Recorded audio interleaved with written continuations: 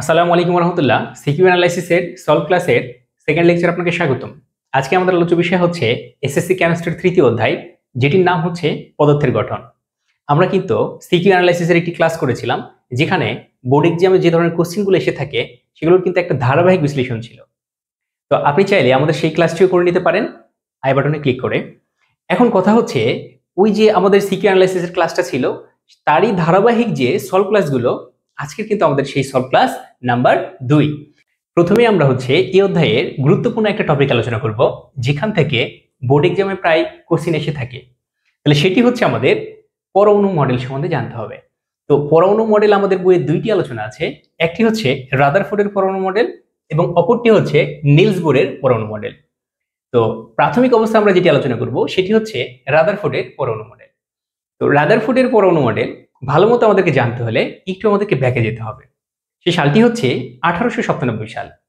বিজ্ঞানী sir J Thomson cathode রশ্মির উপরে পরীক্ষা করে ইলেকট্রনের অস্তিত্ব প্রমাণ করে, এবং এরই ধারাবাহিকতায় 1904 সালে তিনি একটি পরমাণুর মডেল প্রস্তাবনা করেন, যেটির নাম হচ্ছে থমসন পরমাণু মডেল, পাম পুডিং মডেল, তরমুজ মডেল, কিসমিস পুডিং মডেল। এটিকে আসলে ডেলিসিয়াস ফুডের মতো মনে হচ্ছে, কিন্তু আসলে এটি খাবার নয়, এটি আসলে একটি পরমাণুর মডেল তিনি প্রস্তাবনা করেছিলেন। তো নর্মালি যদি একটা তরমুজকে কাটা হয়, তরমুজের যে লাল অংশ থাকে সেটাকে তিনি পজিটিভ চার্জধর্মী হিসেবে তুলনা করেছিলেন, এবং এই তরমুজের যে বিসিগুলো রয়েছে সেটাকে তিনি হচ্ছে নেগেটিভ চার্জধর্মী ইলেকট্রন হিসেবে তুলনা করেছিলেন। তো এই মডেলটি বিজ্ঞানী মহলে সেরকম সাড়া ফেলতে পারে নাই, যার কারণে এই মডেলটি আসলে সেরকম গ্রহণযোগ্য নয়। এখান থেকে পরমাণুর গঠন সম্বন্ধে স্পষ্ট ধারণা পাওয়া যায় না। এরই প্রেক্ষিতে 1911 সালে বিজ্ঞানী আর্নেস্ট রাদারফোর্ড একটি পরমাণু মডেল প্রস্তাবনা করেন। তিনি আসলে জানতে চেয়েছিলেন যে পরমাণুর মধ্যে যদি পজিটিভ চার্জধর্মী কিছু থেকে থাকে, তাহলে সেটা আসলে কোথায় আছে, কিভাবে আছে, এটি জানার জন্য তিনি একটি বিখ্যাত পরীক্ষা করেন, যেটিকে আসলে আলফা কণা বিচ্ছুরণ পরীক্ষা নামে ডাকা হয়। তো আলফা কণা সম্বন্ধে আমাদেরকে একটু জানতে হবে। আলফা কণা হচ্ছে এমন এক ধরনের কণিকা, যদি আমরা নর্মালি হিলিয়ামকে কল্পনা করি, হিলিয়ামের হচ্ছে পারমাণবিক ভর হচ্ছে 4, তার হচ্ছে প্রোটন সংখ্যা হচ্ছে 2 বা পারমাণবিক সংখ্যা। তো এই হিলিয়াম থেকে যখন দুটা ইলেকট্রন অপসারিত হয়, তখন যে কণিকাটি পাওয়া যায় সেটি কিন্তু আমাদের সেই আলফা কণা। তাহলে একটা বিষয় আমরা এখান থেকে বুঝতে পারলাম যে আলফা কণা হচ্ছে পজিটিভ চার্জধর্মী। তো তিনি তার পরীক্ষার উপকরণ হিসেবে আলফা কণা নিয়েছিলেন, 2 নম্বরের স্বর্ণের পাত নিয়েছিলেন, যেটা অনেক পাতলা ছিল, সেটা হচ্ছে প্রায় 3004 সেন্টিমিটার, এবং জিঙ্ক সালফাইডের আবরণযুক্ত একটি পর্দা নিয়েছিলেন। তো তিনি তার পরীক্ষাটি পরিচালনার ক্ষেত্রে যখন আলফা কণাকে নিক্ষেপ করা শুরু করলেন, তখন তিনি যে বিষয়টা লক্ষ্য করেন যে প্রায় 99% আলফা কণায় কিন্তু এই স্বর্ণের পাত ভেদ করে গিয়ে জিঙ্ক সালফাইডের আবরণযুক্ত পর্দায় গিয়ে হিট করে, এবং জিঙ্ক সালফাইড যে কাজটা করে সেটা হচ্ছে বিভিন্ন শক্তির ফোটন শোষণ করে সেটাকে দৃশ্যমান আলোর পরিসরে বিকিরণ করে। এবং 2 নম্বর যে বিষয়টা তিনি লক্ষ্য করেন, আলফা কণাকে যখন কিছু আলফা কণা নিক্ষেপ করা হয়, তখন তার কিন্তু গতিপথ পরিবর্তিত হয়। তাহলে গতিপথ পরিবর্তিত হয়, এটার মানেটা কি? অনেকটা বোঝা যাচ্ছে যে এই যে হিলিয়াম যে নিউক্লিয়াসটা ছিল, মানে আলফা কণাটা, সেটা কিন্তু পজিটিভ চার্জধর্মী ছিল। তাহলে সোজা গিয়ে যেহেতু এর দিক পরিবর্তন হয়ে গেল, তাহলে যে বিষয়টা এখান থেকে বোঝা যায় যেখানে পজিটিভ চার্জধর্মী কিছু একটা রয়েছে। এবং 3 নম্বর একটা বিষয় লক্ষ্য করা যায় যে প্রায় 20,000 আলফা কণার মধ্যে একটি আলফা কণাকে যখন নিক্ষেপ করা হয়, তখন সেই আলফা কণাটি আবার উৎসের দিকে ফেরত চলে আসে। তাহলে এটা থেকে আরেকটা জিনিস লক্ষ্য করা যায় যে এই কেন্দ্রে ভারী কিছু একটা রয়েছে। তাহলে আশা করি আমরা হচ্ছে বিজ্ঞানী রাদারফোর্ডের যে পর্যবেক্ষণের বিষয়টা, সেটা মোটামুটি আমরা বুঝতে পেরেছি। বিজ্ঞানী রাদারফোর্ড তার পর্যবেক্ষণ থেকে আসলে যে ধরনের সিদ্ধান্তগুলো দিয়েছিলেন, সেগুলো আমরা এখন একটু দেখব। তো সিদ্ধান্তগুলো ভালো মতো জানার জন্য আমি জাস্ট শর্টকাট কিছু লিখে রেখেছি, যেমন 1 নম্বরে নিউক্লিয়াস, 2 নম্বর হচ্ছে ফাঁকা, 3 নম্বর হচ্ছে সৌরজগৎ প্লাস চার্জ নিরপেক্ষ, এবং 4 নম্বরে রেখেছি হচ্ছে পজিটিভ চার্জযুক্ত নিউক্লিয়াসের প্রতি নেগেটিভ চার্জযুক্ত ইলেকট্রনের একটা আকর্ষণের কথা বলছি। তাহলে চলুন প্রথম বিষয়টা আমরা একটু ব্যাখ্যা করার চেষ্টা করি।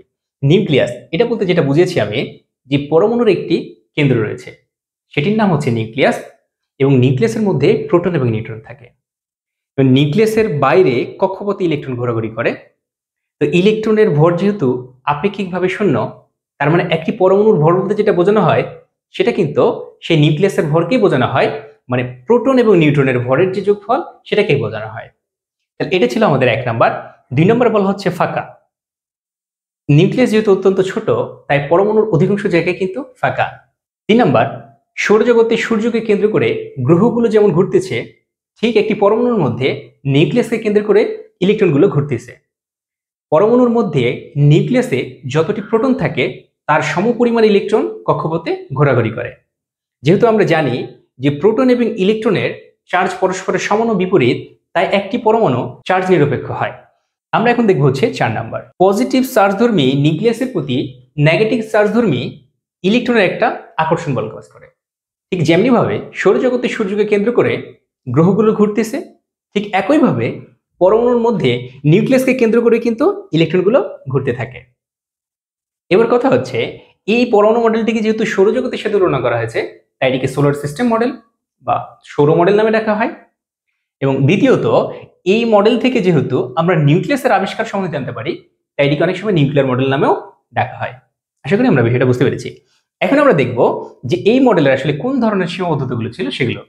আমরা জানি যে এই মডেলে হচ্ছে কক্ষপথের আকার সম্বন্ধে কোনো কিছু বলা হয় না, তো এটা কিন্তু একটা সীমাবদ্ধতার মধ্যে পড়ে। 2 নম্বর আমরা দেখছি সৌরজগৎ ভিএস পরমাণু। সৌরজগতে সূর্যকে কেন্দ্র করে যখন গ্রহগুলো ঘুরতে থাকে, তখন কিন্তু সেখানে আসলে চার্জের ব্যাপার স্যাপার আমরা কিন্তু চিন্তা করি না। কিন্তু একটা পরমাণুর মধ্যে নিউক্লিয়াসকে কেন্দ্র করে যখন ইলেকট্রনগুলো ঘুরতে থাকে, তখন কেন্দ্রে কিন্তু পজিটিভ চার্জ থাকে এবং কক্ষপথে কিন্তু নেগেটিভ চার্জ থাকে। তো চার্জিত বস্তুর সাথে অচার্জিত বস্তুর কিন্তু তুলনা করা ঠিক নয়। এবার 3 নম্বর যে বিষয়টা আমরা দেখতে পাচ্ছি, যে বিজ্ঞানী রাদারফোর্ড একের অধিক ইলেকট্রন বিশিষ্ট যে পরমাণুগুলো ছিল সেগুলোতে ইলেকট্রনগুলো কিভাবে ঘোরে সেই সম্বন্ধে কিন্তু আমাদেরকে কোনো আইডিয়া তিনি দেন নাই। এবং 4 নম্বর যে জিনিসটা আমরা দেখতে পাচ্ছি, যে ম্যাক্সওয়েলের তত্ত্ব। আমরা জানি যে ম্যাক্সওয়েলের তত্ত্ব অনুসারে চার্জিত বস্তুকণা যখন বৃত্তাকার পথে ঘুরতে থাকে, তখন প্রতিনিয়ত কিন্তু তার শক্তি হ্রাস পেতে থাকে। আর শক্তি হ্রাস পাওয়ার কারণে তার কক্ষপথের ব্যাসার্ধও কিন্তু ছোট হতে থাকে এবং এক পর্যায়ে কেন্দ্রে পতিত হয়। ঠিক এই জন্যই আর কি বিজ্ঞানী রাদারফোর্ডের পরমাণু মডেলটির অস্তিত্ব নেই বললেই চলে। কারণ যে বিজ্ঞানী রাদারফোর্ডের পরমাণু মডেল থেকে আমরা জানি যে কেন্দ্রে হচ্ছে পজিটিভ চার্জ থাকে এবং কক্ষপথে কিন্তু নেগেটিভ চার্জ থাকে। তখন এটা ঘুরতে ঘুরতে কিন্তু এটার যে কক্ষপথে ব্যাসার্ধ রয়েছে সেটা কিন্তু ক্রমাগত হ্রাস পেতে পেতে একসময় কেন্দ্রে পতিত হবে। তো আমরা বলতে পারি যে বিজ্ঞানী ম্যাক্সওয়েলের তত্ত্ব অনুসারে রাদারফোর্ডের পরমাণু মডেলটি কিন্তু সঠিক নয়। এখন আমরা দেখব হচ্ছে বিজ্ঞানী নিলস বোরের পরমাণু মডেল। তো বিজ্ঞানী নিলস বোর আসলে যে কাজটি করেছিলেন সেটি হচ্ছে রাদারফোর্ডের যে পরমাণু মডেল ছিল সেই পরমাণু মডেল থেকে বেশ কিছু ভুল তিনি সংশোধন করার চেষ্টা করেন। তার মধ্যে 3টি অন্যতম ভুল হচ্ছে, বিজ্ঞানী রাদারফোর্ড যে ম্যাক্সওয়েলের তত্ত্বজনিত সমস্যাটা রেখেছিলেন, বিজ্ঞানী নিলস বোর কিন্তু সেটা সংশোধন করেন। 2 নম্বর, তিনি যে সংশোধনটা করেন পরমাণুর স্থায়িত্বকরণের বিষয়ে তিনি মনোযোগ দেন। এবং 3 নম্বর, তিনি হাইড্রোজেনের যে পারমাণবিক বর্ণালীর বিষয়টা রয়েছে সেটার তিনি ব্যাখ্যা দেওয়ার চেষ্টা করেন। তাহলে আমরা এখন হচ্ছে বিজ্ঞানী নিলস বোরের পরমাণু মডেলটা দেখব। বিজ্ঞানী নিলস বোর তার পরমাণু মডেলটা 1913 সালে প্রস্তাবনা করেন এবং এখানে তিনি 3টা বিষয়ের মাধ্যমে এটাকে ব্যাখ্যা করার চেষ্টা করেন। 1 নম্বর হচ্ছে প্রধান শক্তি স্তর সম্পর্কিত ধারণা, 2 নম্বর হচ্ছে কৌণিক ভরবেগ সম্পর্কিত ধারণা, 3 নম্বর হচ্ছে শক্তির শোষণ ও বিকিরণ সম্পর্কিত ধারণা। তা প্রথমে আমরা হচ্ছে প্রধান শক্তি স্তর সম্পর্কিত ধারণা সম্বন্ধে জানবো। প্রধান শক্তি স্তর সম্পর্কিত ধারণা বলতে যেটা বোঝানো হয় যে আমরা জানি নিউক্লিয়াসের চারিদিকে বেশ কিছু বৃত্তাকার অনুমোদিত কক্ষপথ থাকে, যেটাকে বলা হয় হচ্ছে প্রধান শক্তি স্তর, বা যেটাকে ইংলিশে বলা হয় অরবিট, অথবা যেটাকে বলা হচ্ছে স্থির কক্ষপথ। এটাকে নরমালি হচ্ছে এন দ্বারা প্রকাশ করা হয় এবং এন এর মান হচ্ছে 1, 2, 3, 4 হতে পারে। এন এর মান যখন অন হয় তখন এটাকে বলা হয় কে কক্ষপথ, 2 হলে এল, 3 হলে এম, 4 হলে এন। এবং একটি প্রধান কক্ষপথে সর্বোচ্চ যে পরিমাণ ইলেকট্রন ধারণ করতে পারে সেটিকে টয়েস এন স্কয়ার দ্বারা প্রকাশ করা যেতে পারে। এখন আমরা জানবো হচ্ছে কৌণিক ভরবেগ সম্পর্কিত ধারণা। তো কৌণিক ভরবেগ সম্পর্কিত ধারণাটা হচ্ছে একটি পরমাণুর মধ্যে যখন একটা নির্দিষ্ট কক্ষপথে ইলেকট্রন ঘরে তখন সেই ইলেকট্রনটার কৌণিক ভরবেগ হয় এইচ ভাগ টয়েস পাইয়ের পূর্ণ সংখ্যার গণিতক, এবং সেই পূর্ণ সংখ্যার গণিতক হয় এইভাবে, এবং সেটাকে আমরা এন দ্বারা প্রকাশ করলাম এবং এই এন এর মান 1, 2, 3, 4 এরকম হতে পারে। তাহলে আমরা এটা কিন্তু কৌণিক ভরবেগের সূত্রটা পেয়ে গেলাম। তাহলে নরমালি এখানে এম দ্বারা যেটা বোঝানো হচ্ছে সেটা হচ্ছে ইলেকট্রনের ভর, এবং ভি দ্বারা যেটা বোঝানো হচ্ছে সেটা হচ্ছে ইলেকট্রনের বেগ, এবং আর দ্বারা বোঝানো হচ্ছে কক্ষপথের ব্যাসার্ধ। এবং এখানে যে এইচ রয়েছে, এই এইচটা হচ্ছে প্ল্যাঙ্কের ধ্রুবক, এবং প্ল্যাঙ্কের ধ্রুবকের কিন্তু একটা নির্দিষ্ট মান রয়েছে, যেমন 6.626 ইন্টু 10⁻⁻34 জুল সেকেন্ড। এবং এখানে এন যে রয়েছে, এন দ্বারা হচ্ছে যে কক্ষপথে ইলেকট্রনটি রয়েছে সেই কক্ষপথের নাম্বার বোঝানো হয়। এবার হচ্ছে আমরা একটু হচ্ছে প্ল্যাঙ্কের ধ্রুবকের বিষয়টা দেখব। এই প্ল্যাঙ্কের ধ্রুবকের যে জুল সেকেন্ড একক ছাড়া আমরা আরেকটা একক পেতে পারি, সেই এককটা কেমনে পাই একটু লক্ষ্য করি। আমরা দেখতে পাচ্ছি এখানে H is equal to M V R into twice pi division by হচ্ছে এন। তাহলে নর্মালি যে এম রয়েছে, এম এর একক কি হয়? কেজি হয়, এবং ভি এর একক কি? মিটার পার সেকেন্ড, আর আর এর কি? আর এর একক হচ্ছে মিটার। তাহলে আমরা আর একটা একক পেতে পারি, সেটা হচ্ছে KG metre square per second, এই এককটা পেতে পারি। এবার কথা হচ্ছে জুল সেকেন্ড এককটা আসলে কেমনে পেলাম? এই জুল সেকেন্ড এককটা হচ্ছে আমরা হচ্ছে আরেকটি সূত্র থেকে পাই। যেমন হচ্ছে আমরা প্ল্যাঙ্কের সূত্র অনুসারে জানি E is equal to H nu. তো এখান থেকে যদি আপনি এইচ এর মান বের করতে চান তাহলে পাবেন ই ডিভাইড বাই হচ্ছে নিউ। ই হচ্ছে শক্তি, যেটার একক হচ্ছে জুল, এবং নিউ হচ্ছে কম্পাঙ্ক, যেটার একক হচ্ছে পার সেকেন্ড। এটা যদি উপরে যায় তাহলে কত হবে? জুল সেকেন্ড হবে। এখান থেকে আমরা সেই জুল সেকেন্ড এককটা পেয়েছি। তো জুল আমরা জানি হচ্ছে এসআই একক। এই জুল ছাড়া একটি ছোট একক রয়েছে শক্তির, যেটাকে বলি আমরা যে 1 joule is equal to 1 into 10⁻7 erg. তাহলে আমরা দেখতে পাচ্ছি যে আর্ক এককটা হচ্ছে ছোট একক এবং জুল এককটা হচ্ছে বড় একক। তো আমরা জুল একক থেকে যদি আর্ক এককে আসি তাহলে কিন্তু গুণ দিয়ে আসবো, এবং আর্ক একক থেকে যখন জুল একক বা বড় এককে যাই তখন কিন্তু আমরা ভাগ দিয়ে আসবো। তাহলে আমরা এইটাকে আমরা আবার প্রকাশ করতে পারি যে 6.626 ইন্টু 10⁻⁻27 আর্ক সেকেন্ড, আমরা এই এককেও প্রকাশ করতে পারি।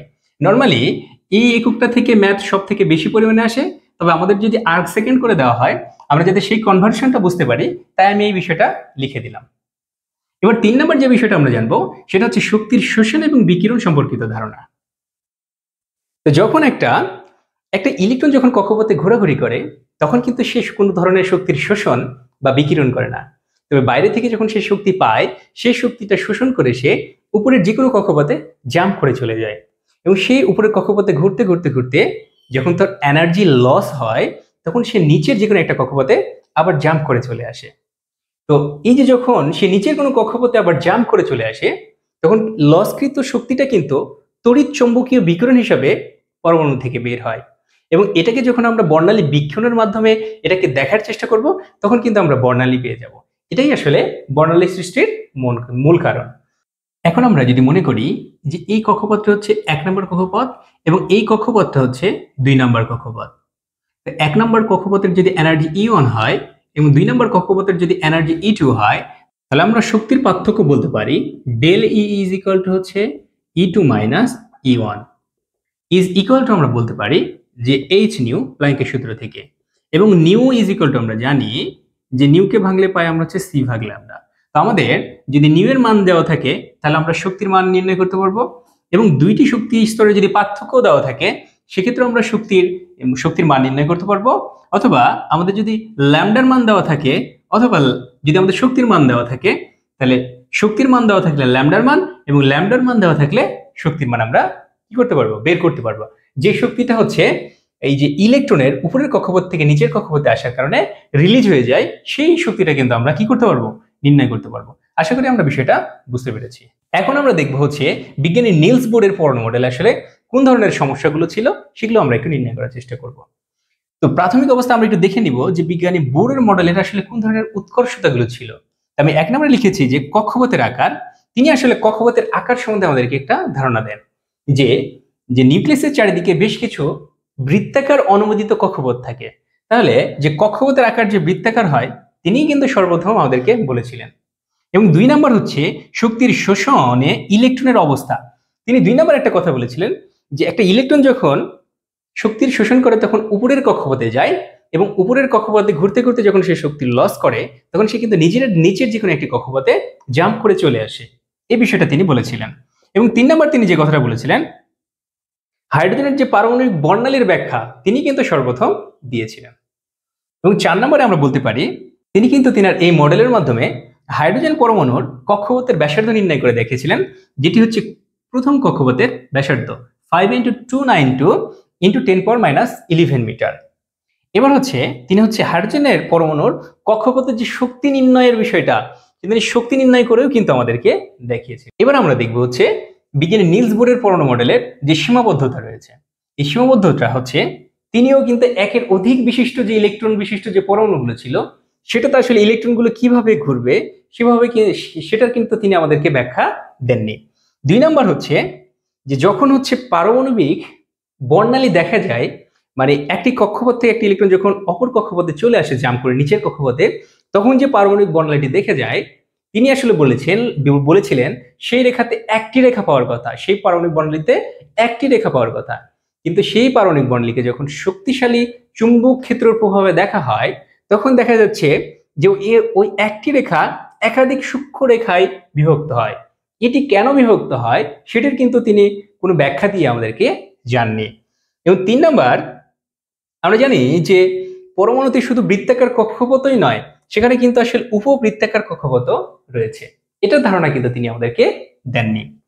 এবার আরেকটা বিষয় তিনার যে আসলে পরমাণু মডেলটা ছিল সেটা আসলে 2 ডাইমেনশনাল ছিল বা 2D ছিল। 5 নাম্বার, MVR = NH/2π এর কিন্তু ব্যাখ্যা তিনি আমাদেরকে দিয়ে যাননি। এর ব্যাখ্যাটা কিন্তু আমরা পরবর্তীতে ডি ব্রগলির সমীকরণ থেকে কিন্তু এটা আমরা প্রতিপাদন করতে পারি। বিজ্ঞানী নিলস বোরের পরমাণু মডেল এবং রাদারফোর্ডের পরমাণু মডেল আশা করি আমরা ভালোমতো বুঝতে পেরেছি। তো এখান থেকে আসলে যে ধরনের কোশ্চেনগুলো হবে আপনাকে একটু ভালোমতো মার্ক করে নিতে হবে। এখান থেকে আসলে কি ধরনের কোশ্চেন হতে পারে। এখান থেকে যে কোশ্চেনগুলো হবে আপনাকে বলা হতে পারে যে সোলার সিস্টেম মডেল, সৌর মডেল বা নিউক্লিয়ার মডেল দ্বারা আসলে কোন মডেলকে বোঝানো হচ্ছে, মতের পক্ষে যুক্তি দেখাও। তখন আপনি অবশ্যই বলবেন এটা হচ্ছে রাদারফোর্ডের পরমাণু মডেল।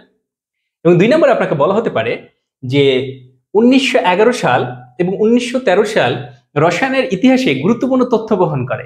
তখন কিন্তু আপনাকে ইন্ডিকেট করা হবে যে 1913 সাল বলতে আসলে নিলস বোরের পরমাণু মডেলকে আসলে ইন্ডিকেশন করা হচ্ছে এবং 1911 সাল বলতে আসলে রাদারফোর্ডের পরমাণু মডেলকে ইন্ডিকেশন করা হচ্ছে। আরেকটা বিষয় আপনাকে বলা যেতে পারে এখান থেকে যে 2টি মডেলের আসলে তুলনামূলক আপনাকে আলোচনা চাইতে পারে, যে 2টি মডেলের তুলনামূলক আলোচনা করা। এবং আরেকটি কোশ্চেন এখান থেকে হতে পারে সেটি যে এই 2টি মডেলের মধ্যে কোন মডেলটি আসলে বেশি যুক্তিসঙ্গত বা বিজ্ঞানী মহলে কোনটা আসলে সার্বজনীনভাবে স্বীকৃত। তখন আমরা বলবো যে বিজ্ঞানী নিলস বোরের যে পরমাণু মডেলটা ছিল এটা বেশি পরিমাণ গ্রহণযোগ্যতা পায় এবং এটি সেরকম গ্রহণযোগ্যতা পায় না। এবং এই রাদারফোর্ডের পরমাণু মডেল আমরা অ্যানালাইসিস করে মেইনলি কিন্তু নিউক্লিয়াস সম্বন্ধে সবথেকে গুরুত্বপূর্ণ তথ্যটা পেয়ে থাকি, কিন্তু বিজ্ঞানী নিলস বোরের পরমাণু মডেল অ্যানালাইসিস করে আমরা কিন্তু অনেকগুলো বাস্তব ধারণা পেয়ে থাকি।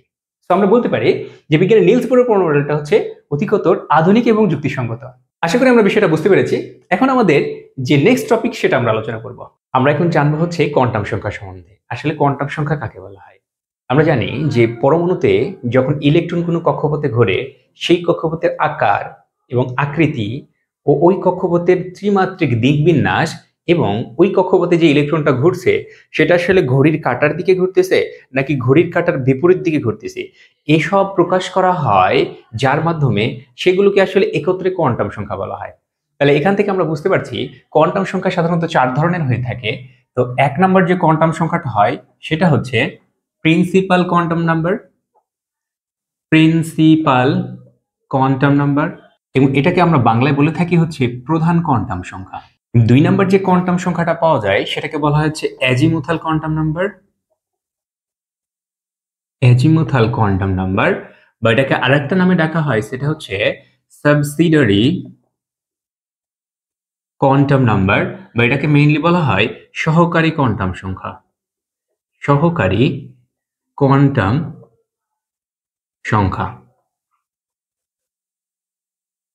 3 নম্বরে যে কোয়ান্টাম নাম্বারটা আমরা পেয়ে থাকি সেটাকে বলা হচ্ছে ম্যাগনেটিক কোয়ান্টাম নাম্বার, বা এটাকে বলা হয় চুম্বকীয় কোয়ান্টাম সংখ্যা। এবং 4 নাম্বার যে কোয়ান্টাম নাম্বারটা পাওয়া যায় সেটাকে বলা হচ্ছে স্পিন কোয়ান্টাম নাম্বার বা ঘূর্ণন কোয়ান্টাম সংখ্যা। আশা করি আমরা এই বিষয়টা বুঝতে পেরেছি। এখন আমরা জানবো হচ্ছে প্রিন্সিপাল কোয়ান্টাম নাম্বার বা প্রধান কোয়ান্টাম সংখ্যা। আসলে প্রধান কোয়ান্টাম সংখ্যা কাকে বলা হয়? আমরা জানি নিউক্লিয়াসের চারিদিকে যে বেশ কিছু বৃত্তাকার কক্ষপথ থাকে যেখানে ইলেকট্রন ঘোরাঘুরি করতে পারে, মেইনলি সেটাকে বলা হয় হচ্ছে প্রধান কোয়ান্টাম সংখ্যা। বিজ্ঞানী নিলস বোর কিন্তু আসলে প্রধান কোয়ান্টাম সংখ্যা দিয়েছিলেন। এটিকে মেইনলি এন দ্বারা প্রকাশ করা হয় এবং এন এর মান 1, 2, 3, 4 এরকম হতে পারে এবং একটি প্রধান শক্তি স্তরের সর্বোচ্চ ইলেকট্রন ধারণ ক্ষমতা হচ্ছে টয়েস এন স্কয়ার। এখন আমরা শিখব হচ্ছে অ্যাজিমুথাল বা সাবসিডিয়ারি কোয়ান্টাম নাম্বার, যেটিকে আমরা বাংলায় বলে থাকি হচ্ছে সহকারী কোয়ান্টাম সংখ্যা। আসলে সহকারী কোয়ান্টাম সংখ্যা কাকে বলা হয়? প্রধান কোয়ান্টাম সংখ্যার আন্ডারে বেশ কিছু উপশক্তি স্তর থাকে যেগুলোতে ইলেকট্রন ঘোরাঘুরি করতে পারে, মেইনলি সেটাকেই বলা হচ্ছে সহকারী কোয়ান্টাম নাম্বার। বিজ্ঞানী সমারফিল্ড হচ্ছে সহকারী কোয়ান্টাম সংখ্যা দিয়েছিলেন। তো আমরা যদি সহকারী কোয়ান্টাম সংখ্যার মান নির্ণয় করতে চাই তাহলে সেটা আমাদেরকে এন থেকে নির্ণয় করতে হবে এবং সহকারী কোয়ান্টাম সংখ্যার মান নির্ণয় আমাদের যেভাবে করা হয় 0 থেকে n-1 এই সূত্র দিয়ে আমরা হচ্ছে সহকারী কোয়ান্টাম সংখ্যার মান নির্ণয় করে থাকি। তো আমি এখন ধরে নিলাম যে আমার কাছে হচ্ছে এন প্রধান কক্ষপথ রয়েছে এবং এন প্রধান কক্ষপথ থেকে আমি এল এর যে মানটা পাই সেটা হচ্ছে আমাদের সূত্র, কোন সূত্র থেকে পাবো আমরা? n-1 এই সূত্র থেকে। তাহলে এল এর যে মানটা হবে সেটা হচ্ছে এখানে 0 হবে এবং 0-র জন্য যে উপশক্তি স্তরটা পাই সেটা হচ্ছে এস উপশক্তি স্তর। আর এটা যেহেতু প্রধান কোয়ান্টাম নাম্বার 1 ছিল তাহলে 1 প্রধান শক্তি স্তরের আন্ডারে এটা হচ্ছে উপশক্তি স্তর।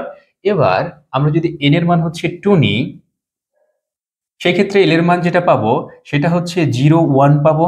তাহলে 0-র জন্য হচ্ছে আমাদের এস উপশক্তি স্তর আর 1-এর জন্য হচ্ছে আমাদের পি উপশক্তি স্তর।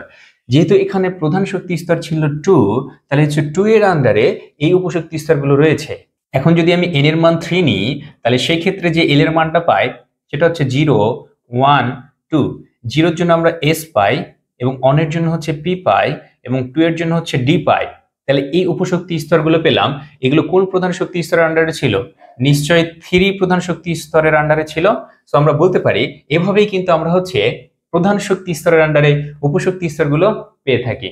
আমরা এখন জানবো হচ্ছে ম্যাগনেটিক কোয়ান্টাম সংখ্যা বা চুম্বকীয় কোয়ান্টাম সংখ্যা কাকে বলে।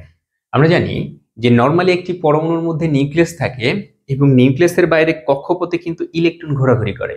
ইলেকট্রনের চার্জ যেহেতু নেগেটিভ, এই নেগেটিভ চার্জযুক্ত ইলেকট্রন যখন এই নিউক্লিয়াসকে কেন্দ্র করে ঘোরে তখন কিন্তু এখানে একটা বিদ্যুৎ ক্ষেত্র তৈরি হয়।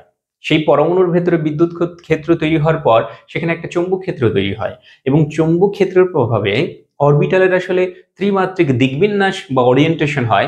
মেনলি এটাকে চৌম্বকীয় কোয়ান্টাম সংখ্যা নামে ডাকা হয়। বিজ্ঞানী জিম্যান সর্বপ্রথম এই ম্যাগনেটিক কোয়ান্টাম সংখ্যা সম্বন্ধে বলেন এবং এটাকে আসলে এম দ্বারা প্রকাশ করা হয় এবং এম এর কিন্তু একটা নির্দিষ্ট মান রয়েছে যে মানটা হচ্ছে -L থেকে 0 সহ +L পর্যন্ত হতে পারে। তাহলে -L থেকে 0 সহ +L পর্যন্ত হতে পারে। আপনি এটাকে আরেকটা অন্যভাবে ডিনোট করতে পারেন, যেমন হচ্ছে 0 সহ +-L পর্যন্ত। এবং এই যে এম এর যে মানটা হয় সেটা হচ্ছে নরমালি এল এর মান থেকে হয় এবং এই ম্যাগনেটিক কোয়ান্টাম সংখ্যা থেকে কিন্তু মেইনলি অরবিটাল সংখ্যা গণনা করা যায়। কোনো একটি উপশক্তি স্তরে আসলে কতটি অরবিটাল রয়েছে সেটা কিন্তু গণনা করা যায়। তাহলে আপনি যদি সোজাসুজি সেই অরবিটাল সংখ্যাকে গণনা করতে চান তাহলে কিন্তু একটা সূত্র রয়েছে যে সূত্র দিয়ে আপনি করতে পারেন, সেটা হচ্ছে টয়েস এল প্লাস 1।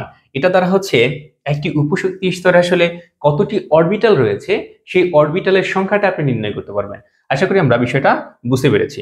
এখন যদি আমরা এই ম্যাগনেটিক কোয়ান্টাম সংখ্যাকে আরেকটু ভালো মতো ভেতর থেকে ডিটেলে জানতে চাই তাহলে আমাদেরকে একটু ইরেজ করে নিতে হবে। তো আমরা এই বিষয়টা একটু ইরেজ করে নিব।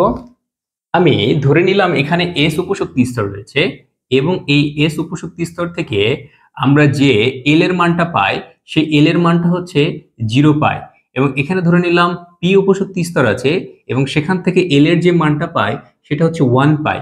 এখানে যদি ডি উপশক্তি স্তর থাকে সেখানে যে এল এর মানটা পাবো সেটা অবশ্যই কত পাবো? সেটা হচ্ছে 2 পাবো। তো এল এর মান 0 হলে সেখানে ম্যাগনেটিক কোয়ান্টাম সংখ্যা আসলে কত হতে পারে?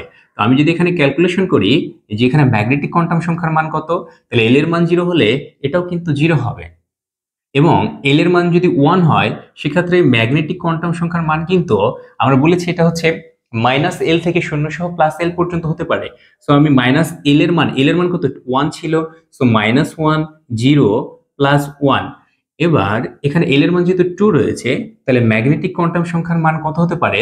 সেটা হচ্ছে -2, -1, 0, +1, +2। এবার কথা হচ্ছে যে আমি এখান থেকে যদি সোজাসুজি অরবিটাল সংখ্যা নির্ণয় করতে চাই, যে কতটি অরবিটাল আছে, এগুলো কিন্তু গণনা করলেও পারবো, অথবা একটি সূত্রের মাধ্যমে কিন্তু আসলে অরবিটাল সংখ্যাটা নির্ণয় করা যেতে পারে। যেমন হচ্ছে আমরা সূত্রটা যদি অ্যাপ্লাই করি, l+1, এখান থেকে কিন্তু অরবিটাল সংখ্যা নির্ণয় করা যাবে। তাহলে এখান থেকে যদি অরবিটাল সংখ্যা নির্ণয় করি, তাহলে এল এর মান হচ্ছে 0, তাহলে 2 × 0, তাহলে এখান থেকে 0 + 1, তাহলে আমরা নর্মালি এখানে এই যে এস যে উপশক্তি স্তর রয়েছে, এখান থেকে যে অরবিটাল সংখ্যা পায় সেটা হচ্ছে একটা অরবিটাল সংখ্যা পায়। এবং এখানে এল এর মান কত রয়েছে? এল এর মান হয়েছে এখানে রয়েছে 1, তাহলে 1 থেকে 2 × 1 + 1, তাহলে এখানে 3টি অরবিটাল পাওয়া যাবে। এবং এটার ক্ষেত্রে এল এর মান রয়েছে 2, তো এই 2 থেকে যদি আমরা ম্যাগনেটিক কোয়ান্টাম সংখ্যার মানে অরবিটাল সংখ্যার মান নির্ণয় করতে চাই, তাহলে একটু লক্ষ্য করলে 2 × 4 = 5, আমরা কিন্তু 5টা পেয়ে যাই। অথবা আমরা এটা গণনা করলেও কিন্তু আসলে অরবিটাল সংখ্যা পেয়ে যেতাম, বাট আমরা হচ্ছে এই সূত্রের মাধ্যমে এটাকে নির্ণয় করে দেখলাম। আশা করি আমরা এই বিষয়টা বুঝতে পেরেছি। একটা বিষয় আমাদেরকে এখানে মাথায় রাখতে হবে, সেটা হচ্ছে যে এই যে ম্যাগনেটিক কোয়ান্টাম সংখ্যা বা চুম্বকীয় কোয়ান্টাম সংখ্যা রয়েছে, এখান থেকে কিন্তু আমরা হচ্ছে অরবিটাল সংখ্যা গণনা করতে পারি। সেটা হচ্ছে উপশক্তি স্তরের অরবিটাল সংখ্যা গণনা করতে পারি। জাস্ট এই কথাটা আমাদের একটু মাথাতে রাখতে হবে, এটা আমাদের অনেক কাজ দিবে। এখন আমরা দেখবো হচ্ছে যে এই যে এস উপশক্তি স্তর রয়েছে, পি এবং ডি উপশক্তি স্তর রয়েছে, এই উপশক্তি স্তরগুলোর আন্ডারে আসলে কোন ধরনের অরবিটাল গুলো রয়েছে এবং সেই অরবিটাল গুলো আসলে দেখতে কেমন হবে, সেই বিষয়টা আমরা একটু দেখে নিব। তাহলে সেটা যদি আমরা দেখার চেষ্টা করি, আমি এখানে এস এস যে উপশক্তি স্তর রয়েছে তার আন্ডারে যে অরবিটাল রয়েছে আসলে কয়টা? একটা।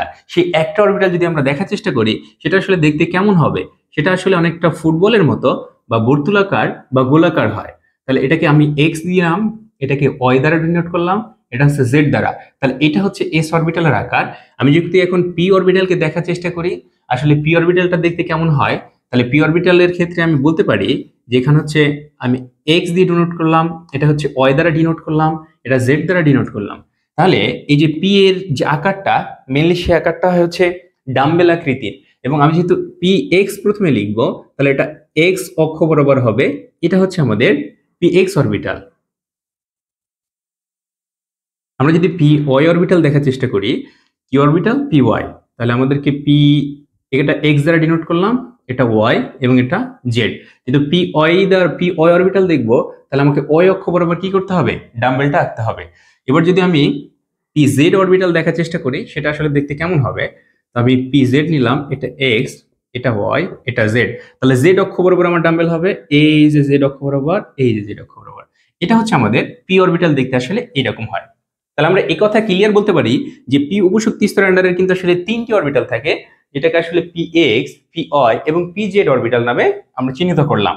এখন আমরা দেখবো হচ্ছে এই ডি উপশক্তি স্তরের আন্ডারে আসলে কয়টা অরবিটাল রয়েছে, সেই অরবিটালগুলো আসলে দেখতে কেমন হয় সেটা আমরা একটু দেখার চেষ্টা করব। তাহলে এই যে ডি উপশক্তি স্তর আছে, এখানে আমি ডি উপশক্তি স্তর নিলাম। এই দুই উপশক্তি স্তরের আন্ডারে মিলে হচ্ছে 5টা অরবিটাল পাওয়া যায়। সেই 5টা অরবিটাল যদি আমরা একটু দেখার চেষ্টা করি, প্রথমে আমি এই যে এটাকে আসলে এক্স অক্ষ এবং ওয়াই অক্ষ এবং হচ্ছে জেড অক্ষ নিলাম। আমরা জানি যে ডি অরবিটাল হয় হচ্ছে ডাবল ডাম্বেল আকৃতির। কি আকৃতির? ডাবল ডাম্বেল আকৃতির। তাহলে আমি যদি এটাকে পি, এটা কি ছিল? ডি ছিল না? তাহলে ডি এক্স ওয়াই নেই, তাহলে আমি কোন কোন অক্ষ নিয়েছি? এক্স ওয়াই নিয়েছি। তাহলে নেই নাই কি? জেড অক্ষ নিই নাই। সেই জেড অক্ষ বরাবর আমাদেরকে একটা ডাম্বেল আঁকতে হবে। এই যে সেই ডাম্বেল এঁকে দিলাম। তাহলে আমাদের এখন রয়েছে কি? এক্স ওয়াই রয়েছে। এক্স ওয়াই বরাবর আমাদেরকে একটি ডাম্বেল আঁকতে হবে। এটা হচ্ছে আমাদের ডি উপশক্তি স্তরের আন্ডারে যে ডি এক্স ওয়াই অরবিটাল রয়েছে, সেটা দেখতে এরকম হয়। এবং যদি আমরা পরেরটা দেখার চেষ্টা করি, এক্স ওয়াই জেড, তাহলে আমি ডি এক্স ওয়াই নিয়েছি, এখানে আমি দিলাম হচ্ছে ডি ওয়াই জেড দিলাম। তাহলে আমার এখানে নেই কি? এক্স নেই। তাহলে এক্স বরাবর একটা হচ্ছে ডাম্বেল আঁকবো এবং ওয়াই জেড রয়েছে, ওয়াই জেড এর মধ্য বরাবর আমরা একটা ডাম্বেল আঁকবো। তাহলে এটা হচ্ছে আমাদের ডি ওয়াই জেড। আমরা যদি পরেরটা একটু দেখার চেষ্টা করি, সেটা আসলে কেমন হয়, এটি এক্স ওয়াই জেড, তাহলে আমি এটাকে ডিনোট করলাম হচ্ছে ডি এক্স জেড দিয়ে। তাহলে আমার এখানে কি অরবিটাল নেই? আমার এখানে ওয়াই নেই। তাহলে ওয়াই বরাবর একটা হচ্ছে ডাম্বেল আঁকবো, এই যে সেটা। এবং রয়েছে কি? এক্স জেড এর ভেতর বরাবর একটা আঁকবো, এই যে আমাদের সেটা হয়ে গেছে। আমরা যদি এখন দেখি হচ্ছে আমাদের আরেকটা যদি অরবিটাল দেখার চেষ্টা করি, ডি অরবিটাল, সেটা হচ্ছে এটা এক্স, এটা ওয়াই এবং এটা হচ্ছে জেড, সেটা হচ্ছে ডি এক্স স্কোয়ার থেকে ওয়াই স্কোয়ার। তাহলে এটা যদি দেখার চেষ্টা করি তাহলে আমরা হচ্ছে স্কোয়ার যেটা যেটা আছে সেটার উপরে আমরা হচ্ছে ডাবল লিখে দিব। তাহলে এই যে এক্স এর উপর রয়েছে, তাহলে এক্স এর উপর ডাম্বেল লিখে দিলাম, আর এটা রয়েছে ওয়াই এর উপরে, এই যে ওয়াই এর উপরে ডাম্বেল এঁকে দিলাম। এবার হচ্ছে আমরা দেখবো লাস্ট যে ডি উপশক্তি স্তরের আন্ডারে যে লাস্ট যে অরবিটাল থাকে সেটা দেখার চেষ্টা করবো, এক্স ওয়াই জেড। তাহলে জেডটা এটা দেখতে কেমন হবে, এটা অনেকটা হচ্ছে এইরকম হবে এবং এটার উপরে একটা বৃত্ত হবে। এটা হচ্ছে আমাদের ডি জেড স্কোয়ার যে অরবিটাল ছিল সেটা দেখতে এরকম হয়। তাহলে এই যে এই টোটাল 5টা অরবিটাল আমরা পাই সেটা হচ্ছে ডি উপশক্তি স্তরের আন্ডারে এই 5টা অরবিটাল পাই। এখন আমরা দেখব এখানে যে পি উপশক্তি স্তর পেয়েছি, পি উপশক্তি স্তরের আন্ডারে যে অরবিটাল গুলো পেয়েছি এবং এখানে যে ম্যাগনেটিক কোয়ান্টাম সংখ্যা পেয়েছিলাম, পি এর আন্ডারে যে ম্যাগনেটিক কোয়ান্টাম সংখ্যাগুলো পেয়েছিলাম সেই সংখ্যাগুলো দিয়ে কোনটা কোন অরবিটাল ডিনোট করতেছে।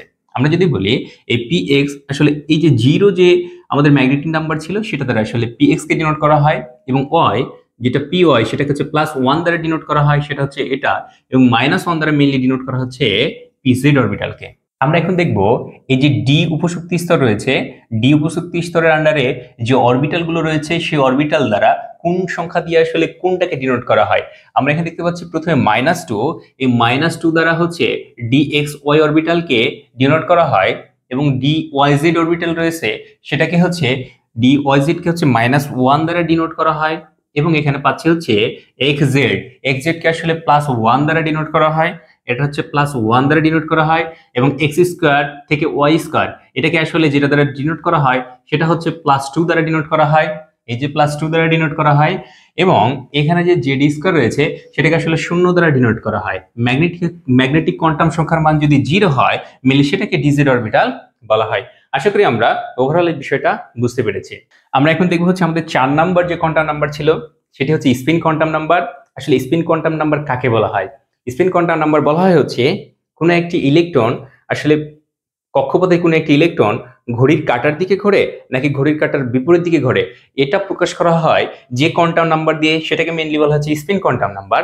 এই স্পিন কোয়ান্টাম নাম্বার হচ্ছে দুইজন বিজ্ঞানী দেন, একজনের নাম হচ্ছে উলেনবেক এবং অপরজনের নাম হচ্ছে গোল্ড স্মিথ। এই দুইজন বিজ্ঞানী আসলে স্পিন কোয়ান্টাম সংখ্যাটা দেন। এবার আমরা অনেক সময় দেখি যে স্পিন কোয়ান্টাম সংখ্যাটাকে অনেক সময় আমরা এইভাবে প্রকাশ করি +12 অথবা হচ্ছে -12 দ্বারা। আসলে এটা বলতে যেটা বোঝায়, যদি +12 বোঝানো হয় তাহলে এটা হচ্ছে ঘড়ির কাঁটার দিকে ঘোরে এবং -12 দ্বারা যেটা বোঝানো হয় সেটা হচ্ছে ঘড়ির কাঁটার বিপরীত দিকে সেই ইলেকট্রনটার ঘূর্ণন প্রকাশ করা হয়। আমাদের কোশ্চেন হলো এখানে +12 অথবা -12 নিয়ে কি অন্য কোনো সংখ্যা নেওয়া যায়? তো আনসার হচ্ছে মেইনলি অন্যটা নেওয়া যেত না। আমরা জানি যে একটা ইলেকট্রন যখন সম্পূর্ণ ঘুরে তখন সম্পূর্ণ ঘুরে তার পূর্বের অবস্থায় ফেরত আসতে মেইনলি তাকে 720 ডিগ্রি ঘুরতে হয়। তাহলে 720 ডিগ্রি যদি ঘোরা লাগে তাহলে মেইনলি এই যে 720 ডিগ্রি ঘোরা লাগে, কিন্তু একটা হচ্ছে বৃত্ত কত ডিগ্রি থাকে, একটা বৃত্ত থাকে হচ্ছে মেইনলি 360 ডিগ্রি। তাহলে এখান থেকে আমরা যদি ক্যালকুলেশন করি তাহলে এখান থেকে কত পাই? হাফ পাই। এই জন্য মেইনলি এটাকে হাফ নেওয়া হয়েছে, +12 অথবা -12। আশা করি আমরা এই বিষয়টা বুঝতে পেরেছি। আমরা এখন আলোচনা করবো হচ্ছে আমাদের এই অধ্যায়ের দুইটি গুরুত্বপূর্ণ সূত্র, সেটা হচ্ছে টয়েস এন স্কোয়ার ও হচ্ছে 2 × টয়েস এল +1। এই সূত্র দুটো আসলে কোথা থেকে এসেছে বা কিভাবে এসেছে? এখানে 2 ছাড়া কি অন্য কিছু দেওয়া যেত, বা এখানে কি 2 ছাড়া অন্য কিছু দেওয়া যেত? 3, 4, 5 আসলে দেওয়া যদি না যায় তাহলে কি জন্য এটা আসলে রাখা হয়েছে সেটার ব্যাখ্যাটা আমরা একটু দেখব। আমি যদি এই সূত্রটি নিয়ে কথা বলি সেটা হচ্ছে টয়েস এন স্কোয়ার। আমরা নর্মালি n = জানি কি প্রধান কোয়ান্টাম সংখ্যা বা প্রধান শক্তি স্তর, প্রধান কোয়ান্টাম সংখ্যা, এটা দ্বারা জানি কি প্রধান কোয়ান্টাম সংখ্যা, এবং n স্কোয়ার দ্বারা যেটা জানি সেটা হচ্ছে প্রধান কোয়ান্টাম সংখ্যায় বা প্রধান শক্তি স্তরে, যদি আমরা বলি যে প্রধান শক্তি স্তরে অবস্থিত অরবিটাল সংখ্যা। তাহলে n স্কোয়ার দ্বারা যেটা বোঝানো হয় সেটা হচ্ছে প্রধান শক্তি স্তরে অবস্থিত অরবিটাল সংখ্যা বোঝানো হয়। তাহলে নর্মালি যদি আমি n = 1 নিই সেক্ষেত্রে n স্কোয়ারের মান যেটা পাই সেটা হচ্ছে 1 পাই। যদি n এর মান 2 নেওয়া হয় সেক্ষেত্রে n স্কোয়ারের মান কত হবে? 4 হবে। n এর মান যদি আমি 3 নিই সেক্ষেত্রে n স্কোয়ারের মান কত হবে? 3 × 3 = 9 হবে। তাহলে অরবিটালের সংখ্যা আমি কত পাচ্ছি, যে n এর মান 1 নিলে অরবিটাল সংখ্যা একটা পাই এবং n এর মান 2 নিলে 4টা অরবিটাল পাই। n এর মান যদি আমি 3 নিই তাহলে অরবিটাল সংখ্যা কটা পাই, 9টা পাই। এখন আমার কথা হচ্ছে আমি যে n এর মান 1 2 3 নিলাম এবং এই মানগুলো নিয়ে যে অরবিটাল সংখ্যাগুলো পেলাম, এগুলো যদি আমরা সাধারণ নিয়মে যদি প্রমাণ করতে পারি, সূত্র ছাড়া সাধারণ নিয়মে আসলে কিভাবে এটাকে প্রমাণ করা যায়, তাহলে যদি এই অরবিটাল সংখ্যার সাথে আমার সাধারণ নিয়মের অরবিটাল সংখ্যা যদি গুণে মিলে যায়, তাহলে আমরা জানবো কি যে এই সূত্রটা ঠিক রয়েছে। তাহলে আমরা সেটা একটু গণনার চেষ্টা করি। আমি যদি নর্মালি এই যে n নিই, তাহলে n এর মান যদি 1 নিই, সেক্ষেত্রে l এর মান কত পাই? আমরা জানি l এর সমীকরণ হচ্ছে 0 থেকে n-1 পর্যন্ত। সেক্ষেত্রে এখানে l এর মান কত হবে? l এর মান হবে 0। তাহলে আমি যদি n এর মান নর্মালি 2 নিই, সেখান থেকে l এর মান কত পাবো? 0 এবং 1 পাবো।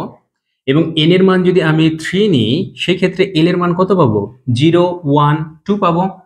এখন কথা হচ্ছে এই যে 0 রয়েছে, এই 0-র জন্য আসলে কোন উপশক্তি স্তর পাওয়া যায়? s উপশক্তি স্তর। তাহলে s উপশক্তি স্তরটা আসলে কোন প্রধান শক্তি স্তরের আন্ডারে ছিল? এই যে 1 নম্বর প্রধান শক্তি স্তরের আন্ডারে ছিল। এখানে 0 থেকে আসলে s উপশক্তি স্তর পাওয়া যায় এবং এটা কোন প্রধান শক্তি স্তরের আন্ডারে ছিল? এটা নিশ্চয়ই 2 ছিল। 1 এর জন্য কিন্তু আমরা 2p পাই। এখন যদি এর একটা কথা লক্ষ্য করি, তাহলে s এর জন্য এই 0-র জন্য s পাই, 1 এর জন্য p, 2 এর জন্য d পাই। তাহলে এগুলো কোন প্রধান শক্তি স্তরের আন্ডারে ছিল? নিশ্চয়ই 3 এর। তাহলে 3s 3p এবং 3d হয়। এবার কথা হচ্ছে আমি যদি এখান থেকে আরেকটা বিষয় নির্ণয়ের চেষ্টা করি, এখান থেকে যদি ম্যাগনেটিক কোয়ান্টাম সংখ্যা নির্ণয়ের চেষ্টা করি, তাহলে আমরা এল এর জন্য কত পাবো? ম্যাগনেটিক কোয়ান্টাম সংখ্যা 0 পাবো। কিন্তু আমি যদি সেখান থেকে আসলে অরবিটাল নির্ণয়ের চেষ্টা করি, তাহলে এখান থেকে যে সূত্রটা আমি বসাবো টয়েস এল প্লাস 1, তাহলে এখান থেকে সোজাসুজি একটা উপশক্তি স্তরে আসলে কটা অরবিটাল থাকে সেটা কিন্তু পাওয়া যায়। তাহলে আমি এই সূত্র যদি অ্যাপ্লাই করি, তাহলে এখান থেকে 0, এল এর মান 0 যদি হয়, তাহলে এখান থেকে আমি যেটা পাই সেটা হচ্ছে ম্যাগনেটিক কোয়ান্টাম সংখ্যা থেকে আমি যেটা অরবিটাল পাই সেটা হচ্ছে একটা অরবিটাল পাই। এবং এটার ক্ষেত্রে এই যে টয়েস এস রয়েছে, এই এস এর ক্ষেত্রে আমরা কয়টা অরবিটাল পাই? তাহলে এস এল এর মান যেহেতু 0, এখানে বসাই দিলাম, তাহলে এখান থেকে আসলে একটা অরবিটাল পাই। তাহলে এই যে পি এর ক্ষেত্রে আসলে কটা অরবিটাল রয়েছে? তাহলে পি এর ক্ষেত্রে আমাকে এল এর মান দেখতে হবে, এল এর মান 1। তাহলে কি 2 কে 2 আর 1 কটা হলো? 3টি অরবিটাল হলো। এবার এই সেম ভাবে যদি আমরা 3s এর কল্পনা করি, এখানে পাবো হচ্ছে একটা অরবিটাল এবং পি এর ক্ষেত্রে পাবো হচ্ছে 3টা অরবিটাল এবং ডি এর ক্ষেত্রে যেটা পাবো, ডি এর মান হচ্ছে 2। তাহলে আমরা বলতে পারি 2 দুগুণে 4 আর 1 5, এখানে হচ্ছে 5টা অরবিটাল পাওয়া যায়। এখানে কয়টা অরবিটাল পাওয়া যায়? 5টা অরবিটাল পাওয়া যায়। এবার আপনি একটু গণনা করলে বুঝতে পারবেন, আমি কিন্তু এখানে 1 নম্বর কক্ষপথ, 2 নম্বর এবং 3 নম্বর কক্ষপথ নিয়েছিলাম। সেক্ষেত্রে আমার 1 নম্বর কক্ষপথে কটা অরবিটাল রয়েছে? একটা অরবিটাল রয়েছে। এই যে আমাদের 1 নম্বর কক্ষপথে একটা অরবিটাল ছিল, আমাদের এখানে যে 2 নম্বর কক্ষপথ রয়েছে সেটার জন্য অরবিটাল সংখ্যা কটি? অরবিটাল সংখ্যা হচ্ছে 1 আর 3 হচ্ছে 4টি। তাহলে এই যে দেখেন 2 নম্বর কক্ষপথে অরবিটাল সংখ্যা কটা পাইছি? 4টা পাইছি। এবার হচ্ছে 3 নম্বর কক্ষপথের জন্য অরবিটাল সংখ্যা মেনলি কটা পেলাম? 3 রেখে 4, 4 5 কত হয়? 9 হয়। আপনি দেখেন এই যে 3 নম্বর কক্ষপথের জন্য আসলে অরবিটাল সংখ্যা কয়টি? 9টি। তাহলে আমরা যে অরবিটাল সংখ্যার বিষয়টা, যে আসলে এই যে কটা করে অরবিটাল থাকে, এটা কিন্তু দুই ক্ষেত্রে কিন্তু আমরা সমান পেয়েছি। তো আমরা বলতে পারি যে এন স্কয়ার দ্বারা আসলে প্রধান শক্তি স্তরে অরবিটাল সংখ্যা বোঝানো হয়, এটা কিন্তু সত্য কথা। এবার একটা বিষয় একটু লক্ষ্য করি, এখানে যে 2 রয়েছে আসলে 2টা কেন দেওয়া হয়েছে? আমরা জানি যে একটা অরবিটালে সর্বোচ্চ 2টা ইলেকট্রন থাকে এবং সেই 2টা ইলেকট্রনের একটার ঘূর্ণন হয় হচ্ছে ঘড়ির কাঁটার দিকে এবং অপরটির ঘূর্ণন হয় হচ্ছে ঘড়ির কাঁটার বিপরীত দিকে। এজন্য আসলে আমরা জানি যে নিশ্চিতভাবে বলতে পারি যে একটা অরবিটালে সর্বোচ্চ 2টা ইলেকট্রন থাকে। এজন্য মেইনলি হচ্ছে 2 দিয়ে এটাকে গুণ করা হয়। কত দিয়ে গুণ করা হয়? 2 দিয়ে গুণ করা হয়। আপনি 2 ছাড়া কিন্তু অন্য কোনো সংখ্যা এখানে বসাতে পারবেন না। আশা করি এই বিষয়টা আপনি বুঝতে পেরেছেন। আমরা এখন এই সূত্রটি ব্যাখ্যা করার চেষ্টা করব। এই সূত্রটি দ্বারা যেটা বোঝানো হয়, টয়েস এল প্লাস 1 দ্বারা আসলে উপশক্তি স্তরে অরবিটাল সংখ্যা বোঝানো হয়। তাহলে আপনি যদি একটা বিষয় লক্ষ্য করেন, এই যে এস উপশক্তি স্তর, এসপি এবং এসপিডিএফ, এগুলো কিন্তু আসলে উপশক্তি স্তর।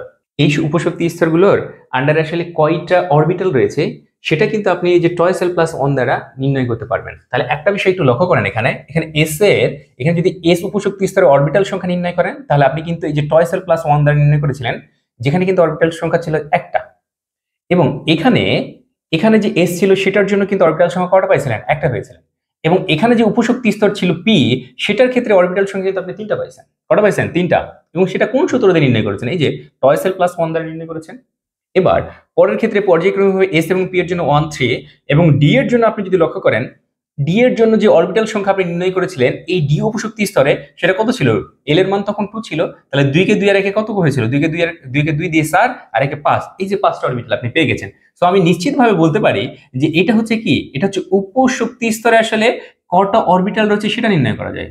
এবং আমরা জানি হচ্ছে একটি অরবিটালে সর্বোচ্চ হচ্ছে 2টি ইলেকট্রন থাকতে পারে, এই জন্য এখানে আসলে 2 দ্বারা গুণ করা হয়েছে। আমি আশা করি বিষয়টা আমি বুঝাতে পেরেছি। এখন আমরা এই দুইটা সূত্রের মধ্যে যদি আমরা একটু পার্থক্য লেখার চেষ্টা করি, সেটা কেমন হবে? আমরা এখন এই দুইটি সূত্রের পার্থক্য লেখার চেষ্টা করব। তাহলে এই যে টয়েস এন স্কয়ার, এখান থেকে যে এন পাচ্ছি সেটা দ্বারা আসলে প্রধান শক্তি স্তরের আসলে অরবিটাল সংখ্যা বোঝানো হয়, অরবিটাল সংখ্যা। এবং এখানে যে টয়েস এল প্লাস 1 রয়েছে এটি দ্বারা আসলে কি বোঝানো হয়? এটা হচ্ছে উপশক্তি স্তরের অরবিটাল সংখ্যা বোঝানো হয়। কি বোঝানো হয়? অরবিটাল সংখ্যা বোঝানো হয়। এবং আমরা 2 নম্বরে বলতে পারি হচ্ছে যে টয়েস এন স্কয়ার দ্বারা আসলে প্রধান শক্তি স্তরের ইলেকট্রন সংখ্যা নির্ণয় করা যায়। প্রধান শক্তি স্তরে ইলেকট্রন সংখ্যা নির্ণয় করা যায়।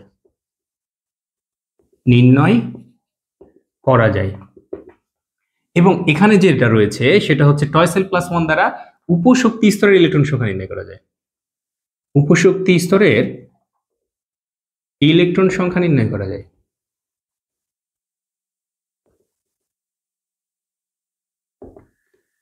আরেকটা বিষয় একটু লক্ষ্য করি যে আপনি কিন্তু টয়েস এন স্কয়ার সূত্র দিয়ে সোজাসুজি একটি প্রধান শক্তি স্তরের ইলেকট্রন নির্ণয় করতে পারবেন। সোজাসুজি একটি প্রধান শক্তি স্তরের ইলেকট্রন সংখ্যা নির্ণয় করতে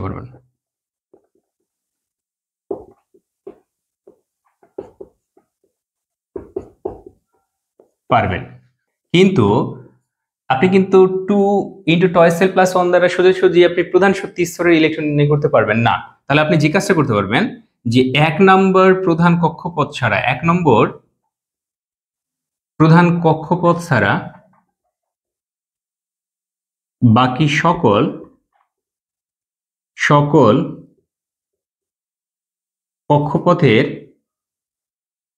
কক্ষপথের মোট ইলেকট্রন আপনাকে নির্ণয় করতে হলে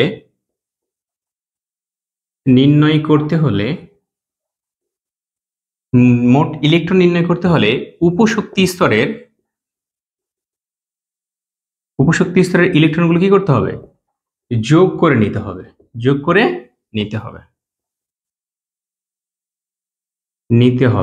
তাহলে যোগ করে নিলেই কিন্তু আসলে উপশক্তি স্তরের ইলেকট্রনগুলো যোগ করে নিলেই কিন্তু আপনি কি পাবেন?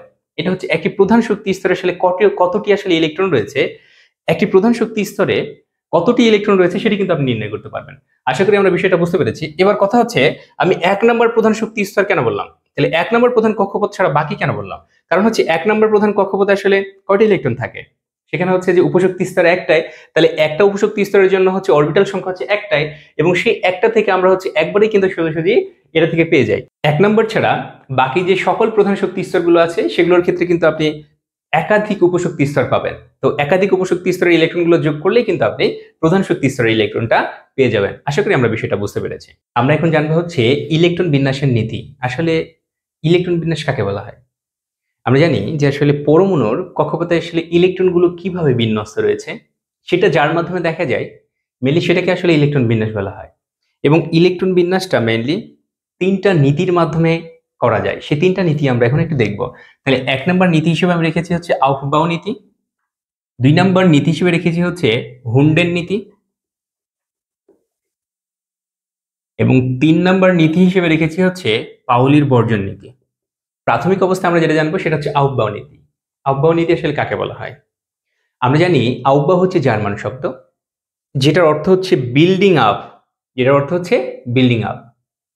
মানে হচ্ছে ইলেকট্রন নিম্ন শক্তি স্তর আগে ফিল আপ করে উচ্চ শক্তি স্তরের অরবিটালে প্রবেশ করে। মেনলি সেটা হচ্ছে আউফবাউ নীতি। তাহলে আউফবাউ নীতিটা যদি আমরা একটু ভালো মতো দেখতে চাই, তাহলে আমরা কিন্তু একটা ইলেকট্রন বিন্যাস করলে এটা বুঝে যাব। যেমন হচ্ছে আমরা যদি পটাশিয়ামের ইলেকট্রন বিন্যাস করতে চাই, তাহলে পটাশিয়ামের কত 19 না? তাহলে এটা ইলেকট্রন বিন্যাস করলে কত পাই? 1s2 2s2 2p6 3s2 3p6 3p6 4s1 3d0। তাহলে একটা বিষয় একটু লক্ষ্য করি, এখানে আমরা জানি যে 3 নম্বর তো কক্ষপথ আসলে এখনো শেষ হয় নাই। তাহলে 3 নম্বর কক্ষপথ শেষ না হলে আমি কিন্তু 4 নম্বর কক্ষপথ এখানে নিয়ে এসেছি। কি জন্য?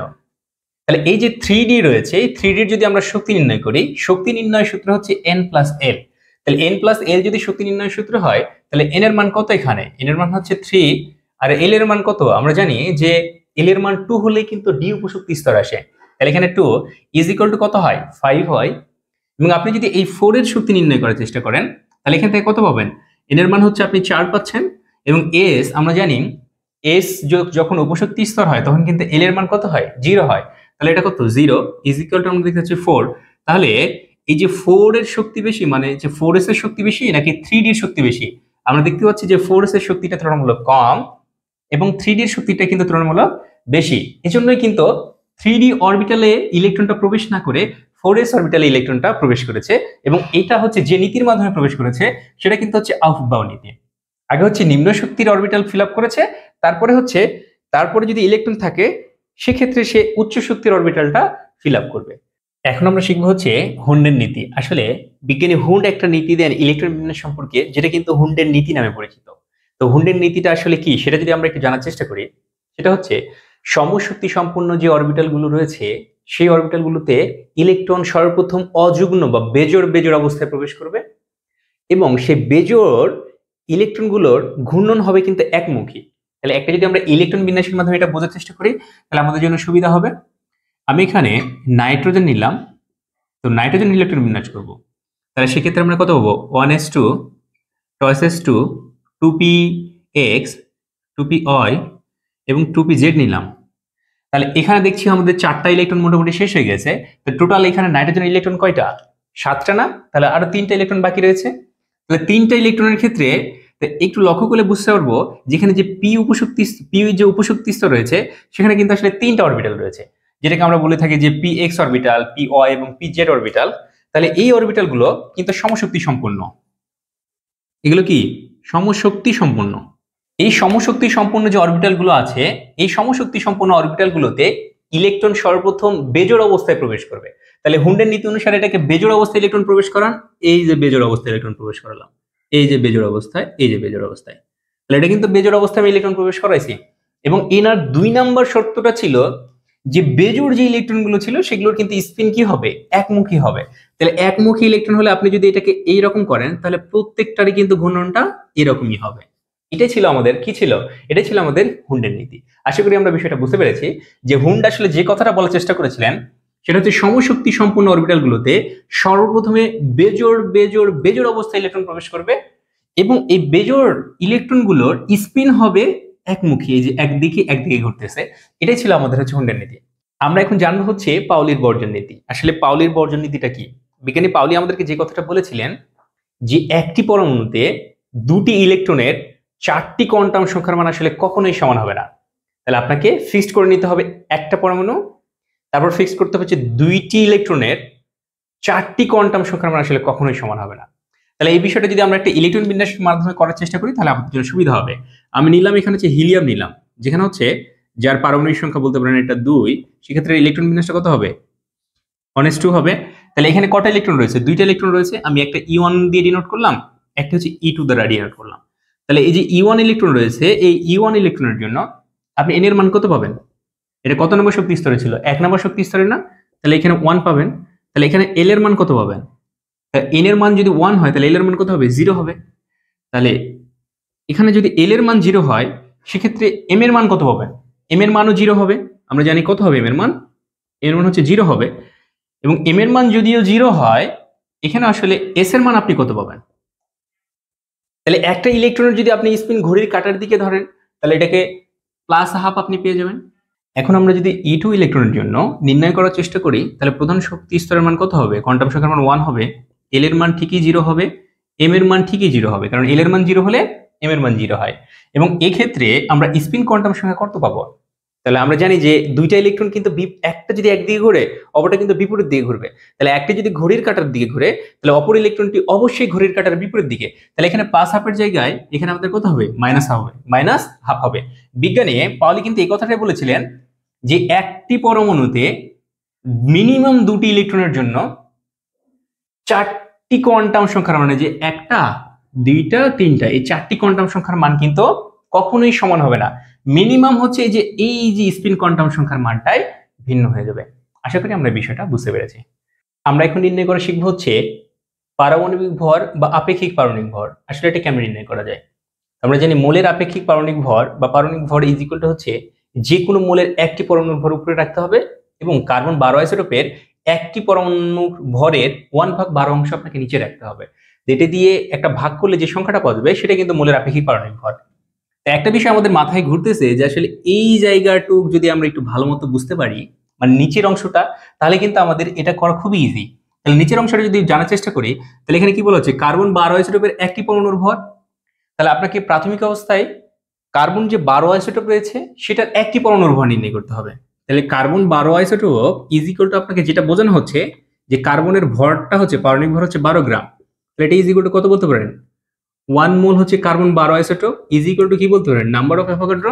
সো আপনি এটাকে উল্টায় লিখতে পারেন যে নাম্বার অফ অ্যাভোগাড্রো মানে 6.023 ইন্টু 10^23 এতটি কার্বন 12 আইসোটোপের ভর কত? ভর হচ্ছে 12 গ্রাম। অতএব একটি কার্বন 12 আইসোটোপের ভর কত গ্রাম? 12 ডিভাইডেশন বাই হচ্ছে 6.023 ইন্টু 10^23। এবার আপনাকে আর একটা কথা বলছি, আপনি একটু লক্ষ্য করেন, ভরের 1/12 অংশ আপনাকে, তাহলে 1/12 অংশ মানে এইটারে 1 ভাগ কি করতে হবে? 12 করতে হবে। তাহলে এই যে 12 কেটে গেল, তাহলে আপনার নর্মালি কি থাকলো? 6.023 ইন্টু 10^23 থাকলো। তাহলে এটারে ক্যালকুলেশন করলে আপনি একটা মান পাবেন, সেটা হচ্ছে 1.66 ইন্টু 10^-24। তাহলে এত গ্রাম পাইলেন। এটা ইজ ইকুয়াল টু বোঝায় হচ্ছে 1 AMU ইউনিট, অথবা এটাকে অনেক সময় 1 ডাল্টন নামে রাখা হয়, 1 ডাল্টন। এবার কথা হচ্ছে এই মানটা কিন্তু আরেকটু বড় আছে, যেমন হচ্ছে 1.6605 এরকম। তো আমাদের বইয়ে যেহেতু 1.66 পর্যন্ত নেওয়া আছে, আমি মানটা এভাবে রাখলাম। এখন হচ্ছে এখান থেকে মোলের আপেক্ষিক পারমাণবিক ভরটা আসলে কত ইজি ওয়েতে নির্ণয় করা যায় একটু আমরা দেখে ফেলবো। তাহলে এখান থেকে একটা বিষয় আমরা ক্লিয়ার যে কার্বন 12 আইসোটোপের একটি পরমাণুর ভরের 1/12 অংশ, এই মানটা কিন্তু একটা কনস্ট্যান্ট মান। তাহলে এই কনস্ট্যান্ট মানটা যদি আমরা এই নিচে রেখে দিই, সেটা কত হচ্ছে? সে মানটা হচ্ছে 1.66 ইন্টু 10 পাওয়ার কত? 10 পাওয়ার মাইনাস হচ্ছে 24।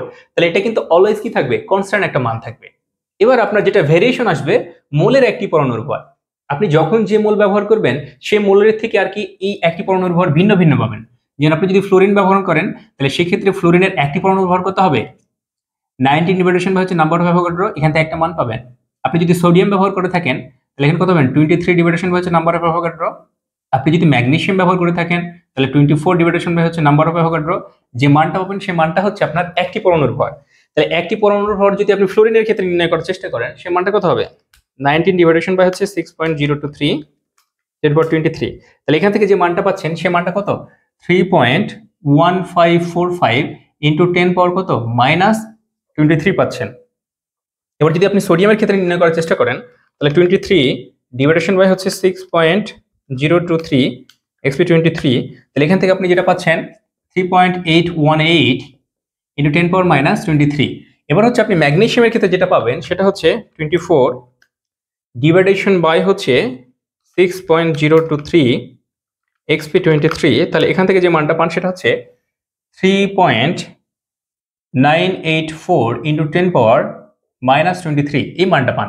তাহলে প্রত্যেকের ক্ষেত্রে কিন্তু একটি পরমাণুর ভর। তাহলে আপনি যদি ফ্লোরিনের মোলের আপেক্ষিক পারমাণবিক ভর নির্ণয় করতে চান তাহলে কিন্তু আপনাকে এই যে ফ্লোরিনের একটি পরমাণুর ভর জাস্ট উপরে দিতে হবে। তাহলে সেই মানটা কত? 3.1545 ইন্টু 10 পাওয়ার কত? -23। তাহলে এখান থেকে ক্যালকুলেশন করে আপনি যে মানটা পাবেন সেটা হচ্ছে 3.1545 xp -23 ডিভাইডেশন হচ্ছে 1.66 -24। এখান থেকে আপনি কিন্তু 19 পাচ্ছেন। সো আমরা এখান থেকে এইভাবেই কিন্তু হচ্ছে মোলের পারমাণবিক ভর বা আপেক্ষিক পারমাণবিক ভর ইজি ওয়েতে নির্ণয় করতে পারি। আশা করি আমরা বিষয়টা বুঝতে পেরেছি। এখন আমাদের নেক্সট টপিকে আমরা চলে যাব। আমরা এখন শিখবো হচ্ছে আইসোটোপের শতকরা পরিমাণ হতে মূলের গড় আপেক্ষিক পারমাণবিক ভর নির্ণয়ের যে বিষয়টা সেটা। আমরা এখানে দেখতে পাচ্ছি এখানে ক্লোরিনের দুটি আইসোটোপ রয়েছে। আইসোটোপের বিষয়টা জানি যাদের প্রোটন সংখ্যা সমান হয় কিন্তু ভর সংখ্যা অসমান হয়, মেনলি সেটাকে আসলে আইসোটোপ নামে রাখা হয়। তো এখানে যে ক্লোরিন রয়েছে, ক্লোরিনের একটা 35 রয়েছে এবং 37 রয়েছে। এর যে পারমাণবিক ভরটা রয়েছে আইসোটোপের, সেটাকে আসলে তার পার্সেন্টেজ প্রকৃতিতে যত পাওয়া যায় সেটা দিয়ে আসলে কি করবো, আমরা গুণ করে দিব এবং এটা দিয়ে গুণ করে টোটাল যোগ করে দিব। তাহলে নর্মালি 35 এর সাথে কত পাচ্ছি, 35 ইন্টু হচ্ছে 75। তাহলে এটার এই যে ক্লোরিনের শতকরা পরিমাণ এটা শেষ। তাহলে অপর আর একটি ক্লোরিন রয়েছে যেটা শতকরা পরিমাণ হচ্ছে 37 এর শতকরা পরিমাণ হচ্ছে 25। তাহলে এটাতে গুণ করে আমরা 100 দিয়ে ভাগ দিয়ে দিব। তাহলে আলটিমেটলি যে মানটা পাই সেই মানটাই কিন্তু আমাদের গড় আপেক্ষিক পারমাণবিক ভর। এটা যদি আমরা একটু ক্যালকুলেশন করার চেষ্টা করি, এটা পাই হচ্ছে 35 ইন্টু হচ্ছে 75, এটা পাওয়া হচ্ছে 2625 পাওয়া যায় এবং এটির যে মানটি পাওয়া যায় 37 ইন্টু হচ্ছে 25, এটার পাওয়া যায় 925 পাওয়া যায়, ডিভিডেশন বাই হচ্ছে 100। তাহলে আলটিমেটলি এখান থেকে যে মানটা পাওয়া যায় 2625 প্লাস হচ্ছে 925 ডিভিডেশন বাই 100। তাহলে এখান থেকে আমরা যে মানটা পাই সেটা হচ্ছে 35.5 পাই। এটাই কিন্তু আমাদের সেই গড় আপেক্ষিক পারমাণবিক ভর নির্ণয়। আশা করি আমরা বিষয়টা বুঝতে পেরেছি। এখন আমরা দেখব যদি আমাদেরকে এই যে শতকরা পরিমাণটা রয়েছে, এই শতকরা পরিমাণটা যদি না দেওয়া থাকে তাহলে এটা আসলে কেমন নির্ণয় করব। তাহলে মনে করতেছি যে আমাদের শতকরা পরিমাণটা দেওয়া নাই, আমাদের যেটা বলা হচ্ছে যেটা হচ্ছে গড় আপেক্ষিক পারমাণবিক ভর দেওয়া আছে। কি দেওয়া আছে, গড় আপেক্ষিক পারমাণবিক ভর। তাহলে গড় আপেক্ষিক পারমাণবিক ভরটা হচ্ছে দিয়ে দেওয়া হচ্ছে 35.5। তাহলে সেক্ষেত্রে এটা শতকরা পরিমাণ কত হবে সেটা যদি নির্ণয় করার চেষ্টা করি, তো প্রাথমিক অবস্থায় আমরা যে কাজটা করব সেটা হচ্ছে ক্লোরিন 35 এবং এটা 17 ছিল, এটা ছিল হচ্ছে ক্লোরিন 37। ধরে নিব এটা হচ্ছে প্রকৃতিতে এক্স পার্সেন্টেজ পাওয়া যায়। তাহলে এটি কত পার্সেন্ট পাওয়া যাবে, তাহলে 100 মাইনাস এক্স পার্সেন্টেজ পাওয়া যাবে। তাহলে এটা থেকে আমরা কি করব, গড় আপেক্ষিক পারমাণবিক ভরের যে সূত্র আছে সেখানে ফেলাবো আমরা। গড় আপেক্ষিক পারমাণবিক ভর, এই যে সূত্রটা ছিল সেটা কি ছিল, যেটার পারমাণবিক ভর ছিল সেটা হচ্ছে প্রকৃতিতে যত পার্সেন্ট ছিল সেটাতে গুণ দিব আমরা। তাহলে আমরা এটা পাচ্ছি হচ্ছে 35 ইন্টু হচ্ছে এক্স প্লাস পরেরটা কত পাচ্ছি 37 into 100 minus X division by কত 100। তাহলে এই যে গড় আপেক্ষিক পারমাণবিক ভর এটা কিন্তু আমাদের দেওয়া আছে, যেটা হচ্ছে 35.5। এটার মান কত দেওয়া আছে, 35.5 দেওয়া আছে। তাহলে এটা ক্যালকুলেশন করে আমরা যে মানটা পাবো সেটা হচ্ছে 35x প্লাস আমরা পাচ্ছি হচ্ছে 3700 মাইনাস হচ্ছে 37x ডিভাইডেশন বাই হচ্ছে 100। তাহলে এখান থেকে যদি আমরা ক্যালকুলেশন করি তাহলে x এর মান নির্ণয়ের চেষ্টা করলে এখান থেকে কত হবে, এটা তো 35, এটা হচ্ছে 37। তাহলে আমরা আলটিমেটলি এখান থেকে যে মানটা পাই সেটা হচ্ছে 35, আমি 100 সাথে এটার গুণ দিয়ে দিলাম, তাহলে 3550। তাহলে 3550 এবং এখান থেকে যে মানটা পাই সেটা হচ্ছে 3700 মাইনাস টয়েস এক্স। তাহলে এটা থেকে যদি আমি ক্যালকুলেশন করি এখান থেকে টয়েস এক্স পাই এবং এখানে হচ্ছে 3700 মাইনাস হচ্ছে 3550। ওকে, বা এখান থেকে আমরা যে এক্স এর মান পাই সেটা কত হবে, এক্স এর মানটা হবে 3700 মাইনাস কত 3550। তাহলে এখান থেকে আমরা কত পাই 150 পাই। তাহলে এখান থেকে যদি 150 পাই তাহলে 2 ডিভাইডেশন বাই, তাহলে এখান থেকে যেটা পাওয়া যায় সেটা হচ্ছে 75। কত পাওয়া যায় 75 পাওয়া যায়। তাহলে এক্স এর মান কত, তাহলে এক্স যেটা ছিল সেটা হচ্ছে 75%, আর সেটা থেকে 100 যদি আমরা বিয়োগ করে দিই তাহলে এই যে 100 মাইনাস হচ্ছে 75, তাহলে আমরা যে মানটা পাই সেটা কত পাই, সেটা হচ্ছে আমরা 25% পাই। আশা করি আমরা দুইটা বুঝতে পেরেছি। আমরা এখন কথা বলবো হচ্ছে আইসোটোপ, আইসোটন, আইসোবার নিয়ে, এবং পরবর্তীতে হচ্ছে আইসোটোপের যে ব্যবহার রয়েছে সেগুলো নিয়ে কথা বলবো। তাহলে আমরা যদি প্রাথমিক অবস্থায় আইসোটোপ নিয়ে কথা বলি, এখানে কিন্তু আমাদের ই রয়েছে, সেই ইটাকে ইরেজ করে দিলাম, তাহলে আমরা শেষে কি পাচ্ছি, পি পাচ্ছি। তাহলে পি দিয়ে যদি আমরা প্রোটনকে আসলে এখানে ডিনোট করি তাহলে আমরা বলতে পারি যে সব মৌলের পরমাণুর প্রোটন সংখ্যা সমান কিন্তু ভর সংখ্যা এবং নিউট্রন সংখ্যা ভিন্ন, মেনলি সেইগুলোকে একে অপরের আইসোটোপ নামে ডাকা হয়। আমরা যদি একটু উদাহরণের মাধ্যমে দেখার চেষ্টা করি তাহলে আমাদের জন্য আরো ইজি হয়ে যাবে। ক্লোরিন 17, আমরা জানি একটির ভর হচ্ছে 35 এবং অপরটির ভর হচ্ছে 37। তাহলে এদের কিন্তু প্রোটন সংখ্যা সমান, তবে নিউট্রন এবং ভর সংখ্যা কিন্তু এদের ভিন্ন রয়েছে। তো এরা কিন্তু পরস্পরের আইসোটোপ হিসেবে চিহ্নিত, এবং এখান থেকে আরো সিদ্ধান্তে আমরা আসতে পারি যেহেতু তারা তাদের প্রোটন সংখ্যা সেম, তাহলে আমরা বলতে পারি যে এটা হচ্ছে পর্যায় সারণীতে একই পর্যায় এবং হচ্ছে গ্রুপে অবস্থান করবে। দ্বিতীয়ত আমরা বলতে পারি এটা কিন্তু একই ধরনের রাসায়নিক বিক্রিয়া দিবে। এবং তৃতীয়ত আরেকটা বিষয় আমরা বলতে পারি, যেহেতু এদের পারমাণবিক ভর সামান্যতম পার্থক্য রয়েছে, সেক্ষেত্রে এদের গলনাঙ্ক এবং স্ফুটনাঙ্কের বিষয়টা সামান্যতম ভ্যারি করতে পারে। এখন আমরা জানবো হচ্ছে আইসোটোন সম্বন্ধে। আলোচনার সুবিধার্থে আমি এই ইটাকে ইরেজ করে দিলাম, তাহলে শেষে কি থাকে, এন থাকে। তাহলে আমরা বলতে পারি যেসব মৌলের হচ্ছে নিউট্রন সংখ্যা সমান কিন্তু প্রোটন সংখ্যা হচ্ছে ভিন্ন, তাদেরকে পরস্পরের আইসোটোন নামে ডাকা হয়। তাহলে আমি যদি উদাহরণের মাধ্যমে এটা দেখার চেষ্টা করি, তাহলে আমাদের জন্য আরো সুবিধা হবে। আমি এখানে কার্বন নিলাম হচ্ছে 14 এবং অক্সিজেন নিলাম হচ্ছে 16। তাহলে এই ক্ষেত্রে এটার যদি আমরা নিউট্রন সংখ্যা বের করতে চাই, তাহলে 14 থেকে 6 বাদ দিলে কত হয়? এই নিউট্রন সংখ্যা হবে হচ্ছে নরমালি 8 হবে, এবং হচ্ছে 16 থেকে 8 বাদ দিলে এর নিউট্রন সংখ্যা কত হবে? নিউট্রন সংখ্যা 8 হবে। তাহলে এর কিন্তু নিউট্রন সংখ্যা, এই দুইটা মৌলের কিন্তু পরমাণু নিউট্রন সংখ্যা কিন্তু পরস্পরের সমান, কিন্তু তাদের প্রোটন সংখ্যা কিন্তু পরস্পর কি ভিন্ন রয়েছে, এজন্য এদেরকে বলা হচ্ছে পরস্পরের আইসোটোন। তাহলে এখান থেকে আমরা একটা সিদ্ধান্তে আসতে পারি যে আইসোটোন যারা হয় তারা কিন্তু আসলে ভিন্ন মৌলের পরমাণু হয়। তাহলে এরা পর্যায় সারণীতে একই পর্যায় এবং গ্রুপে অবস্থান করবে না, এবং তাদের রাসায়নিক বিক্রিয়াগুলো কিন্তু একই ধরনের হবে না। এখন আমরা হচ্ছে আইসোবার নিয়ে কথা বলবো। এই যে বার রয়েছে, এটা দ্বারা আসলে ভরকে আমি ডিনোট করলাম। তাহলে এর সংজ্ঞাটা আমরা এভাবে দিতে পারি, যেসব মৌলের ভর সংখ্যা আসলে সমান কিন্তু তাদের প্রোটন সংখ্যা অসমান, তাদেরকে কিন্তু পরস্পরের কি বলা হয়? আইসোবার বলা হয়। তাহলে আমরা যদি একটা উদাহরণের মাধ্যমে এটা দেখার চেষ্টা করি, তাহলে আমাদের জন্য খুবই ইজি হবে। যেমন হচ্ছে 14 নিলাম, এবং নাইট্রোজেনের ক্ষেত্রে আমরা নিলাম হচ্ছে 14 নিলাম। তাহলে এখানে কিন্তু এর ভর সংখ্যা কিন্তু 14, এরও ভর সংখ্যা 14। তাহলে এদের কিন্তু ভর সংখ্যা সমান হয়ে গেছে। আমরা কিন্তু এই কথাটাই বলেছিলাম, যেসব মৌলের ভর সংখ্যা সমান কিন্তু তাদের প্রোটন সংখ্যা অসমান। আমরা দেখলেই বুঝতে পারছি কার্বনের প্রোটন সংখ্যা এখানে 6 এবং এখানে নাইট্রোজেনের প্রোটন সংখ্যা কিন্তু 7 বা 7। সেক্ষেত্রে তাদের প্রোটন সংখ্যা অসমান। তাহলে এই দুইটাকে পরস্পরের কি বলা হচ্ছে? আইসোবার বলা হচ্ছে।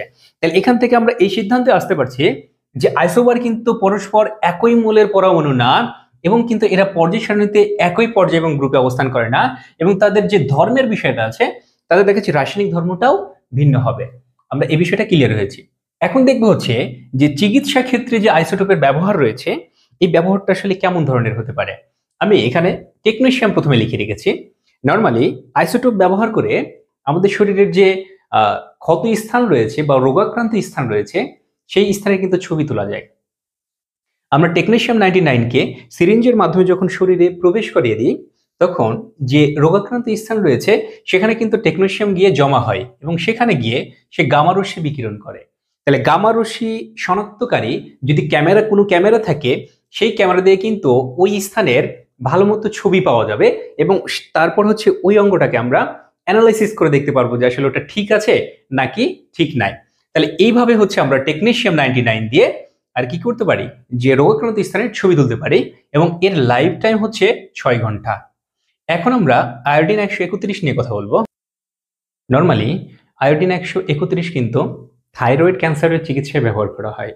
মানে থাইরয়েড ক্যান্সার আক্রান্ত কোনো মানুষকে সেটা আর কি এই যে আয়োডিন 131-এর দ্রবণ পান করানো হয়, এবং আয়োডিন 131 থেকে একটা রশ্মি খরিত হয় যেটার নাম হচ্ছে বিটা রশ্মি, এবং এই বিটা রশ্মি কিন্তু ওই ক্যান্সার সেলগুলোকে ধ্বংস করতে সহায়তা করে। এখন আমরা যদি কোবাল্ট 66 নিয়ে কথা বলি, আসলে এই কি কাজ করে। এই কোবাল্ট 66 আমাদের শরীরের মধ্যে যখন প্রবেশ করিয়ে দেওয়া হয়, তখন সে টিউমারকে শনাক্তও করে, এবং টিউমারের ওখানে গিয়ে সে কিন্তু আসলে গামা রশ্মিও ক্ষরণ করে, এবং গামা রশ্মি ক্ষরণ করার মাধ্যমে ওই টিউমার সেলগুলোকে ধ্বংস করে দেওয়ার সে চেষ্টা করে। তাহলে কোবাল্ট 66 এর বিষয়টা বুঝলাম। এবং ফসফরাস যে 32 রয়েছে, এই ফসফরাস 32 আসলে লিউকেমিয়া ক্যান্সারের চিকিৎসায় ব্যবহার করা হয়। এবং আমরা এখানে দেখতে পাচ্ছি ইরিডিয়াম। এই ইরিডিয়ামের মাধ্যমে যে কাজটা করা হয় সেটা হচ্ছে যে ব্রেনের যদি কোনো ক্যান্সার হয়, সেই ব্রেন ক্যান্সারকে নিরাময়ের জন্য এই ইরিডিয়ামকে ব্যবহার করা হয়। এখন আমরা যে বিষয়টা দেখব সেটা হচ্ছে বিদ্যুৎ উৎপাদনে আইসোটোপের ব্যবহারটা আসলে কি রকম বা এটা কেমনে করা হয়। আমরা এখন দেখব যে বিদ্যুৎ উৎপাদনে আইসোটোপের ব্যবহারটা আসলে কিভাবে করা হয়, কেমনে বিদ্যুৎ উৎপাদন করা হয়। আমরা জানি যে পারমাণবিক যে বিদ্যুৎ চুল্লি রয়েছে, পারমাণবিক বিদ্যুৎ চুল্লিতে সেখানে কিন্তু আসলে ইউরেনিয়াম 92 ব্যবহার করা হয়, এবং যেটার ভর হচ্ছে 235, যে আইসোটোপের ভর হয়। এবং এখানে যখন হচ্ছে একটা নিউট্রন দিয়ে আঘাত করা হয়, যেটার শক্তি হচ্ছে 8 মেগা ইলেকট্রোভোল্ট, এটা দিয়ে যখন এই ইউরেনিয়ামকে আঘাত করা হয়, তখন এই ইউরেনিয়াম কিন্তু ভেঙে যায়, ভেঙে গিয়ে দুইটা নিউক্লিয়াস তৈরি করে। একটা তৈরি করে হচ্ছে ক্রিপ্টন তৈরি করে, যেটার ভর হচ্ছে 92, এবং আরেকটা তৈরি করে হচ্ছে বেরিয়াম তৈরি করে, যেটার ভর হচ্ছে 141। এবং এখান থেকে হচ্ছে 3টা নিউট্রন বের হয়ে যায় এবং 200 মেগা ইলেকট্রোভোল্ট এখান থেকে শক্তি পাওয়া যায়। এবং এই শক্তিটা কিন্তু মোটামুটি ভালোই শক্তি, যে শক্তি দিয়ে নরমালি পারমাণবিক বিদ্যুৎ চুল্লিতে বিদ্যুৎ তৈরির জন্য যথেষ্ট পরিমাণ। আমরা যদি আলোচনা করি যে আসলে এখানে বিদ্যুৎ তৈরির বিষয়টা আসলে কেমনে হয়, তাহলে আমরা বলতে পারি এইভাবে যে এই বিক্রিয়ার মাধ্যমে যে শক্তিটা উৎপাদন হলো, এই শক্তি দিয়ে একটা বিশাল বড় একটা ট্যাঙ্ক থাকে, যে ট্যাঙ্কের মধ্যে আসলে পানি থাকে, সেই পানিকে উত্তপ্ত করা হয়, এবং সেই পানিটা উত্তপ্ত হলে যখন জলীয় বাষ্পে পরিণত হয়, তখন একটা পাইপের মধ্যে দিয়ে জলীয় বাষ্পটা অন্যত্রে নেওয়া হয় এবং অন্যত্র নিয়ে টারবাইনকে ঘোরানো হয়, এবং টারবাইনকে ঘুরিয়ে সেখানে গতিশক্তির মাধ্যমে সেটাকে কনভার্ট করে বিদ্যুৎ শক্তিতে কনভার্ট করা হয়। আশা করি আমরা এই বিষয়টা বুঝতে পেরেছি। এই ছিল মোটামুটি আমাদের আলোচনা। আমাদের আলোচনাটা যদি আপনাদের ভালো লেগে থাকে, অবশ্যই আমাদের ইউটিউব চ্যানেলটি সাবস্ক্রাইব করে রাখবেন। নেক্সট ভিডিওতে আবার দেখা হবে। ভালো থাকবেন। আসসালামু আলাইকুম।